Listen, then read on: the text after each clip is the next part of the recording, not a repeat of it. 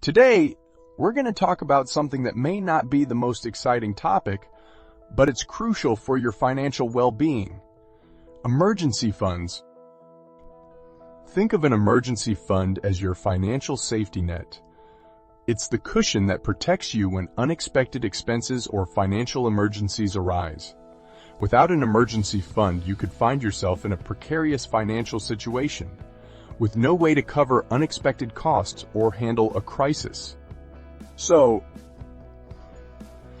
if you're ready to learn about why an emergency fund is important, how much you need to save, and how to get started, then let's dive in. Number 1. What is an emergency fund and why do you need one? Picture this. You're driving down the road on a beautiful day, enjoying the sun on your face and the wind in your hair. Suddenly, out of nowhere, a rock flies up and cracks your windshield. Or maybe you're walking down the street, lost in thought, and you trip and fall, spraining your ankle. These are just a couple of examples of unexpected expenses that can pop up when you least expect them. That's where an emergency fund comes in. An emergency fund is a sum of money set aside specifically for unexpected expenses or financial emergencies. It's a safety net that can help you weather the storms of life without putting your finances in jeopardy. But why do you need one? Well, let's face it. Life is unpredictable. No matter how careful you are with your money, unexpected expenses can pop up at any time.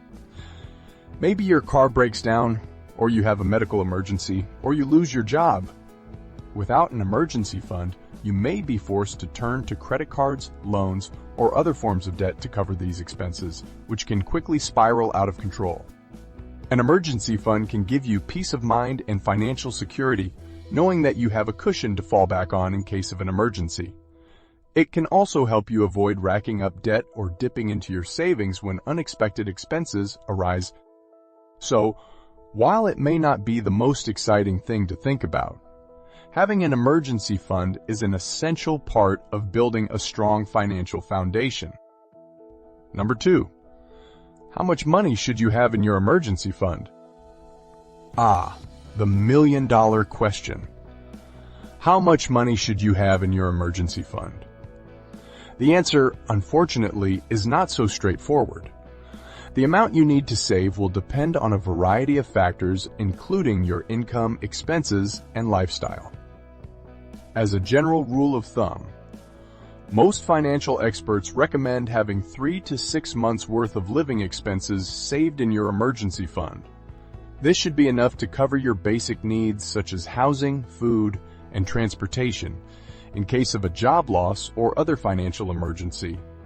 However, if you have a higher income, larger expenses, or dependents, you may want to aim for a larger emergency fund.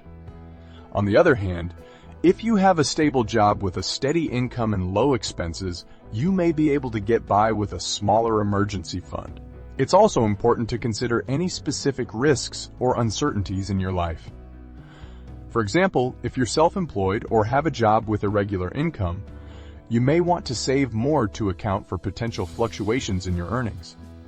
Similarly, if you live in an area prone to natural disasters or have a medical condition that requires frequent care, you may want to save more to prepare for those scenarios. Number 3, where should you keep your emergency fund? First and foremost, your emergency fund should be kept in a separate account from your everyday spending and savings accounts. This helps to prevent you from dipping into it for non-emergency expenses and ensures that it's easy to track how much you've saved. Many people opt to keep their emergency fund in a traditional savings account as it's low risk and easily accessible. However, savings accounts typically offer lower interest rates than other types of accounts, which means your money may not grow as quickly over time. Another option to consider is a high-yield savings account, which may offer higher interest rates than a traditional savings account. This can help your emergency fund to grow more quickly while still keeping it easily accessible. Alternatively, you could consider a money market account, which combines the accessibility of a savings account with the higher interest rates of an investment account. However, money market accounts may require a higher minimum balance and may have withdrawal limits, so be sure to read the fine print carefully. Number 4. How to start building your emergency fund. The first step to building your emergency fund is to create a plan.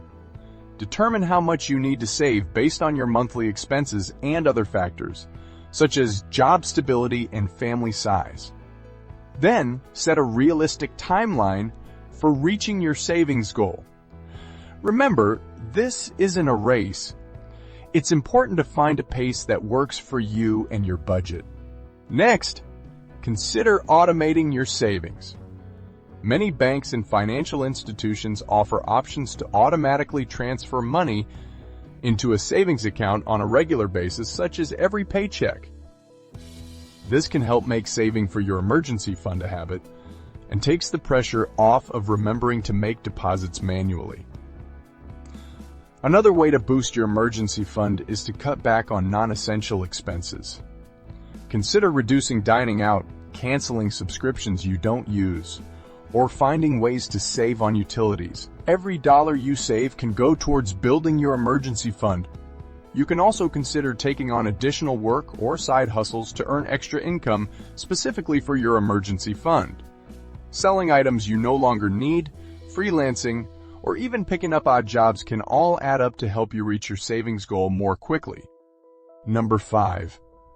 Tips for staying motivated and committed to your emergency fund. Building your emergency fund takes time and effort, but the rewards are well worth it. However, it can be challenging to stay motivated and committed to your savings goal. Here are some tips to help you stay on track. Visualize the end goal. Think about why you're building your emergency fund in the first place. Imagine the sense of security and relief you'll feel when you have enough savings to cover unexpected expenses. Having a clear vision of the end goal can help you stay motivated during the journey. Track your progress. Keep track of your savings progress in a visual way, such as a chart or graph. Seeing your progress can help you stay motivated and celebrate your accomplishments along the way. Make it a habit. Set a regular time to contribute to your emergency fund, such as every payday. Making savings a habit can help it become a natural part of your routine. Stay accountable. Share your savings goal with a trusted friend or family member who can help keep you accountable. Having someone to talk to and share your progress with can make the process less daunting. Reward yourself. Set up small rewards for yourself along the way as you reach savings milestones. This can help you stay motivated and give you something to look forward to. Stay positive. Remember that building your emergency fund is a journey, and setbacks are bound to happen. Don't beat yourself up over small setbacks and focus on getting back on track instead. In conclusion, building an emergency fund is a crucial step towards achieving financial stability and peace of mind. Subscribe now to join us tomorrow for day 29 of our 30-day savings challenge, where we'll be exploring tips to keep your savings goals on track. We'll provide you with even more unique and creative tips to help you achieve your financial goals. See you then.